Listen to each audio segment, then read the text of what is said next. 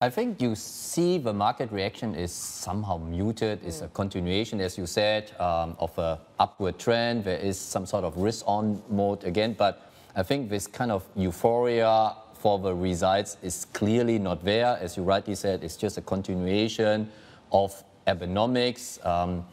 Markets and participants are, as your previous speaker has also mentioned, not really convinced about the success of this, but it's still better than nothing.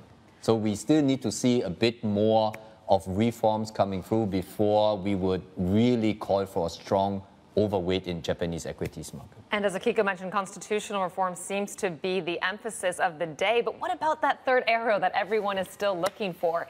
Is that necessary to get a further leg in this market? Because yes, we are looking at 2-decade highs, but relatively speaking, you might say that some of these equities are still cheap. So I think we are waiting for at least 2-3 years now for this third arrow to be fully implemented. We have seen first signs of structural reforms. It's a bit more shareholder friendly in a way that Japanese companies can now increase dividend, do share buyback. So it's moving in the right direction, but I think if you look at, as you rightly said, also from a market relative performance, Japan is clearly lagging behind not only the US markets, but if you look at this year's Asian or Asia ex-Japan performance, it's clearly underperformance so far. And I think this is also the lack of true reforms. So overall, you're a buyer?